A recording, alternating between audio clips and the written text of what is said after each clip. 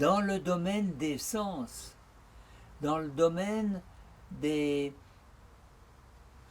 l'imprévisible, de l'indicible, du non diagnosticable facilement.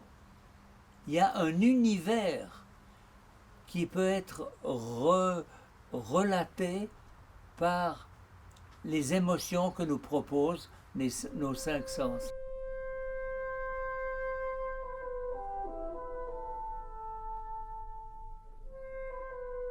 Le passeport sensoriel, qu'est-ce que c'est?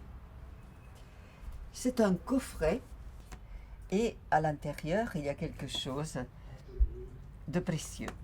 Passeport sensoriel, un petit livre dans lequel on va écrire. Mais comme il est un peu mystérieux, il y a le mode d'emploi pour voyager dans les sens. Un livre qui donne des idées sur comment remplir le passeport sensoriel. Il permet aussi de comprendre tout ce qui a été utile à l'élaboration de ce passeport. Pourquoi il a pris cette forme-là? La médecine, c'est un métier de Sherlock Holmes. Je veux savoir pourquoi le foie ne fonctionne pas, la vision est bloquée. Je veux savoir pour pouvoir. Mais il nous a fallu plusieurs années pour être de plus en plus sûrs, convaincus que du rôle des sens, des cinq sens, dans une nouvelle guidance de l'accompagnement du malade. Le passeport sensoriel nous invite à écrire quelques mots sur ce que nous aimons voir, entendre, goûter, sentir et toucher. En écrivant notre passeport sensoriel, nous réfléchissons sur nous-mêmes, nous comprenons mieux qui nous sommes et ce qui nous lie au monde. Nous ravivons des souvenirs liés à des expériences anciennes, parfois oubliées, et avons une nouvelle manière de voir notre histoire de vie. Si on interviewe une personne et dit c'est pas facile la vie, et puis c'est difficile, et puis on est seul, et puis on est stressé. Non! Qu'est-ce que tu aimes entendre? Qu'est-ce que tu aimes goûter? Qu'est-ce que des parfums de fleurs t'ont permis de prendre conscience que c'est le printemps?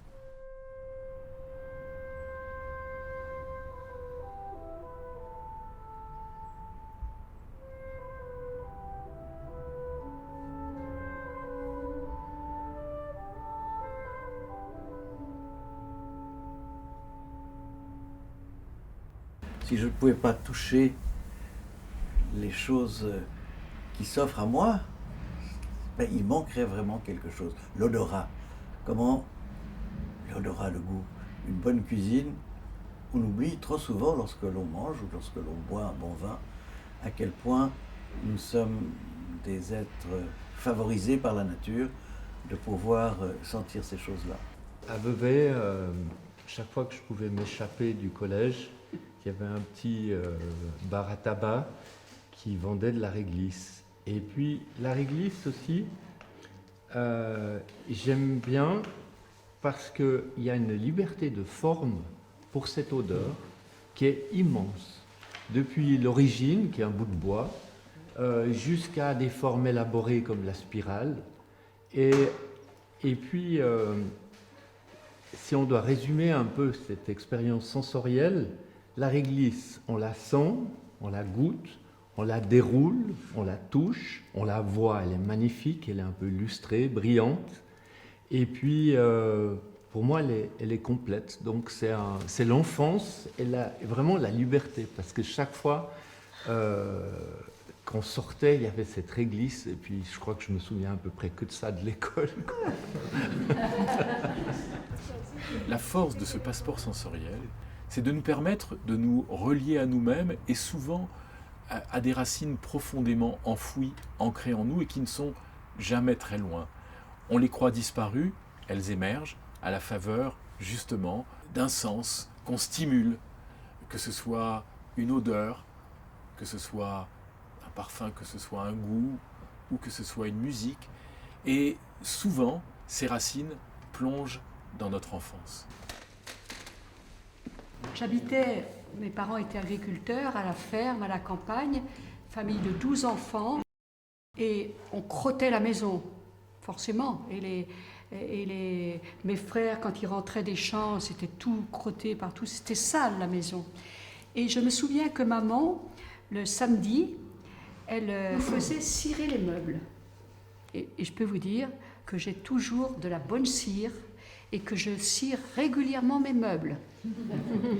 Et que j'aime rentrer en sentant l'odeur du meuble ciré. Pour moi, c'est le lien avec maman. Le passeport national, c'est toi en tant qu'individu lambda d'une société X. Le passeport sensoriel, c'est toi-même dans tes émotions. Et les émotions, elles s'expriment par quoi?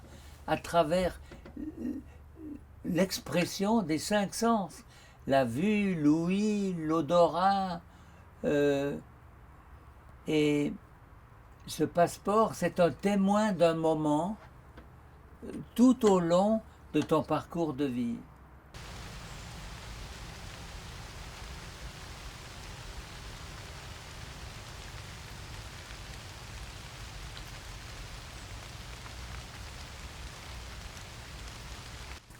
J'aime quand je sens l'odeur qui annonce la pluie.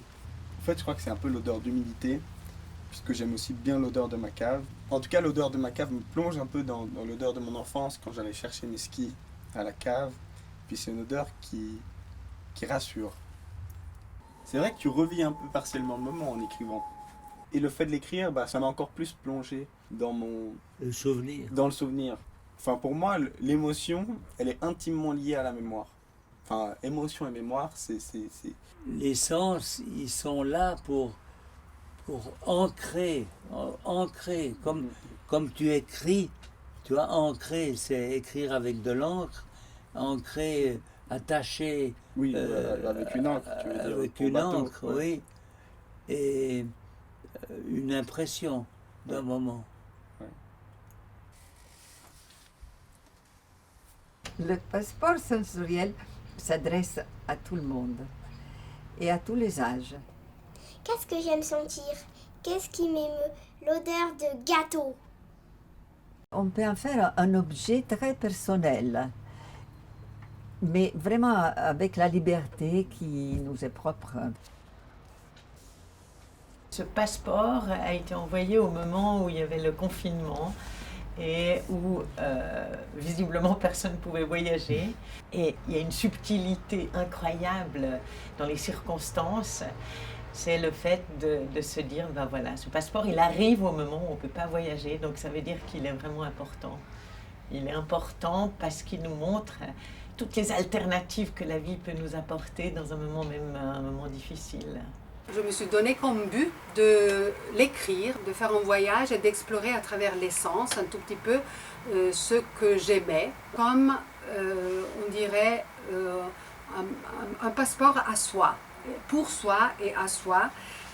Comme Virginia Woolf avait parlé d'une chambre à soi, ce lieu privilégié où s'extraire du monde et puis effectivement explorer ce qui se passe à l'intérieur de nous, et ici naturellement toujours à travers les sens.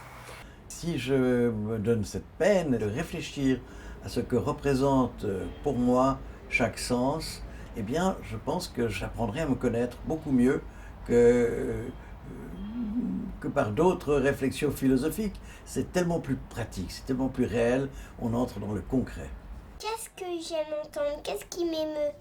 L'histoire du soir. Parce que maman ou papa, ils me lisent tout le temps une histoire le soir pour me coucher.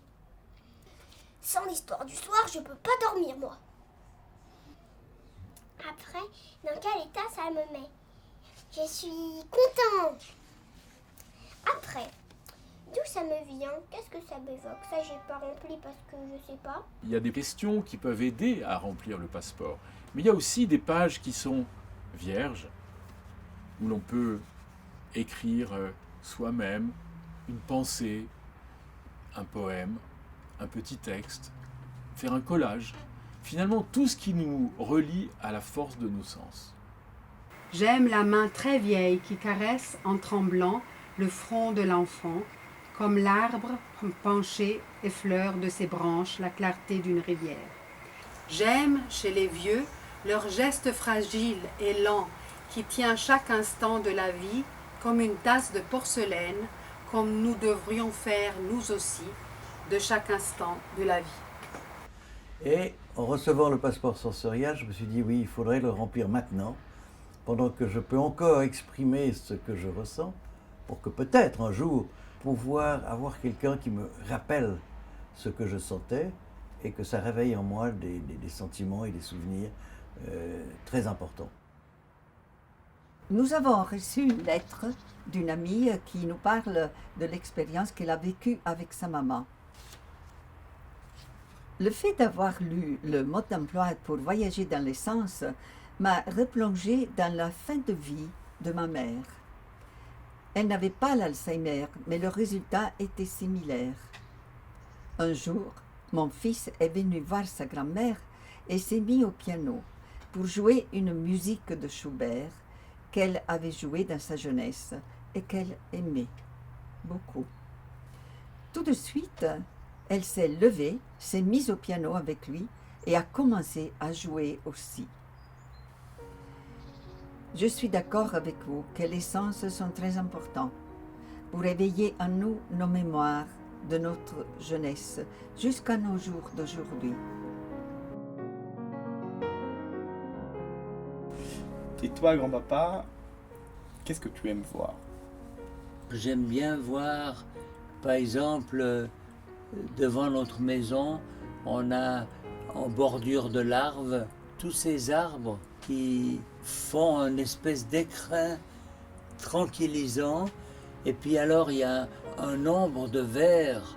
C'est une vision qui me tranquillise.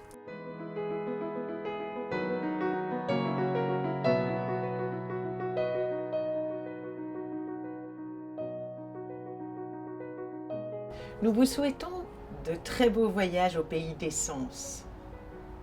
Voyage avec vous-même ou en compagnie, à la découverte des plaisirs subtils, cachés, emmitouflés, sens dessus-dessous. Prendre conscience de ses sens, c'est percevoir et découvrir sa sensibilité. Découvrir le sentir et le ressentir, c'est le début du « connais-toi toi-même » qui permet la communication et ouvre la porte au 6e sens qui est remplir le passeport sensoriel va vous donner un enrichissement pour vous-même et pour le dialogue avec l'autre comme vous n'aurez jamais imaginé.